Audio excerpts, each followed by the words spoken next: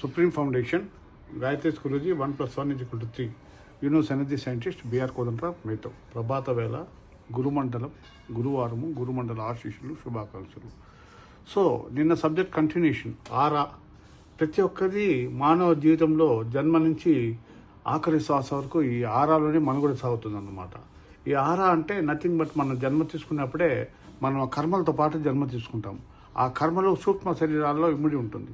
మనం చూస్తూ ఉంటాం విచిత్రంగా మనుషులు అప్పుడప్పుడు ఈ దేవుళ్ళు వస్తారంట, ఈ దెయ్యాలు వస్తారంట. ఇవన్నీ ఏం దెయ్యాలు దేవుళ్ళు ఏం లేదన్నమాట. సైన్స్ పరంగా తీసుకుంటే దెయ్యాలు దేవుళ్ళు ఏం లేదు. ఆరాలో మీరు చేసిన కర్మలు బట్టి ఆ ఒక్క ఆత్మకు సంబంధించిన ఉనికి మీ ఆరాలో నిక్షిప్తమై ఉంటుంది. సపోజ్ ఒక వెహికల్ వల్ల మీ కారణంగా ఒక మనిషి డిస్టర్బ్ అయినాడు, లేదో తనువు చాలిచ్చాడు అనుకోండి, ఆ యొక్క ఉనికి మీ ఆరాలో ఉంటుందన్నమాట. ఆ ఆరాలో ఉండి మిమ్మల్ని గాలి పట్టినారు, దెయ్యం పట్టినారు అంటారు. ఇదే ఆ ఆరాలో ఉండి సూక్ష్మ శరీరం నుంచి రూపం దాల్స్తుంది అనమాట. రూపం దాల్చినంటే ఫిజికల్ బాడీని యాక్టివేట్ చేసుకుంటుంది, ఆధీనంలో చేసుకుంటుంది. ఇస్లామిక్ మతంలో అయినా ఏ క్రైస్తవ మతంలో అయినా జరిగేది ఇదే. ఈ సాధన చేశారంటే మీకు అద్భుతంగా మీ జీవితంలో తిరుగు ఉండదు అనమాట. ఎందుకంటే నేను దీన్ని అధ్యయనం చేసి గురించి డిస్కవరీ చేసి నా ప్రపంచాన్ని నేను విడుదల చేస్తున్నాను. సో ఇది ఈ మానసిక వైద్యం అంటే ఇప్పుడు రకరకాలుగా మానవుల్లో చూస్తుంటాము. నిద్ర లేనితనము, ఎన్ని లక్షలు ఖర్చు పెట్టినా నిద్ర రాదు. ఎన్నో హాస్పిటల్ తిరిగేశారు. ఈ మధ్య తిరుపతిలో గల్లా అరుణ్ కుమార్ గారి నిద్రకి ఒక హాస్పిటల్, దాంట్లో కూడా నా శిష్యులు పోయి ట్రైనింగ్ అయ్యి వచ్చినారు. నిద్ర ప్రయోజనం లేదు. ఏమంటే దానికి తాళం ఎక్కడుందో కనుక్కోవాలన్నమాట.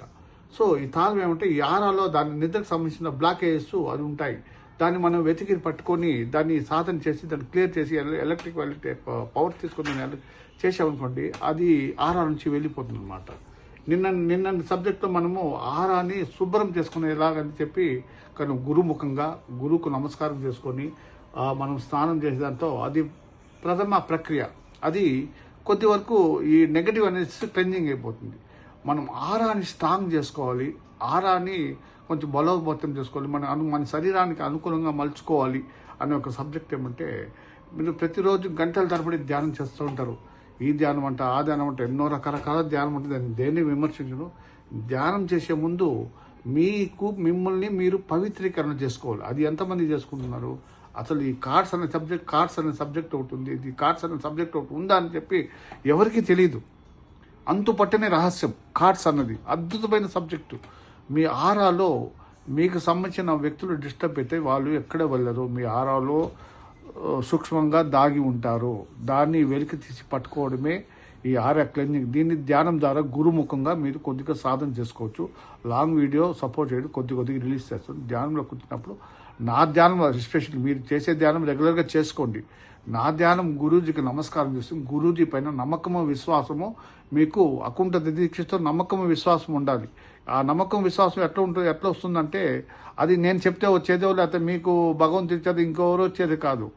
పలాని మనిషిని చూస్తేనే అతని తరపున మీకు మంచి తరుణాలు, మంచి శుభ సూచికలు అన్నీ మీకు జరిగి ఉండాలి. అప్పుడు ఆ ఒక్క వ్యక్తి పైన మనకి గురి, నమ్మకము, విశ్వాసం ఏర్పడుతుంది.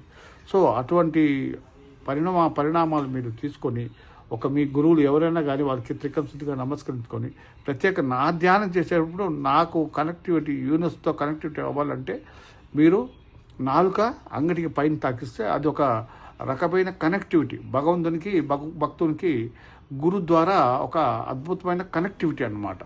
ఆ నాలుక పైన తాకిన వెంటనే మీకు ఈ 14 బోడబాండాలు దాటి అధోలోకానికి వెళ్ళిపోతారు. మీకే తెలియకుండా వెళ్ళిపోతారు. అంటే అప్పుడే వెళ్ళరు, సాధన చేయాలి. ఒక్కరోజుతో అమ్మ కూడా ఆకలి అని అడిగితేనే అన్నం పెడుతుంది అన్నమాట. ఆకలి అని అడగకుండా ఎవరు పెట్టరు. కాబట్టి గురువు దగ్గర మీరు సాధన చేయాలి. నమ్మకం ఉండాలి, విశ్వాసం ఉండాలి. ఈ సాధన అంతా మీరు కొని తెచ్చుకోవాలంటే అద్భుతంగా సాధన చేయాలి. కన్ను మూసుకొని నాలుక పైన తాకించి శ్వాస మెల్లగా తీసుకోవాలి. 1 సెకండ్ బంధించాలి, మళ్ళీ మెల్లగా వదలాలి. ఇది ఫస్ట్ ప్రక్రియ. ఇలా 7 సార్లు చేసినామంటే మీకు మీ చుట్టూ పరిసరాలు ఒక ప్రశాంతత పరిస్థితి నెలకొల్పుతుంది. అక్కడ మీకు సన్నని కనెక్టివిటీ. గురూజీ ఏమైనా కానీ పాటలు పాడి ఏమైనా చేయని అతను మనలోనే ఉంటాడు, మన పక్కనే ఉంటాడు, మనతోనే పట్టాడు. కానీ అద్భుతమైన కొన్ని దివ్య శక్తులు అతనికి మనకి తెలియదు అన్నమాట ఉంటాయి. అది మనము గుణించాలి. గుణిస్తే మనము విశ్వాసం చేసినామంటే ఆ శక్తులు మనకి కనెక్ట్ అవుతుంది.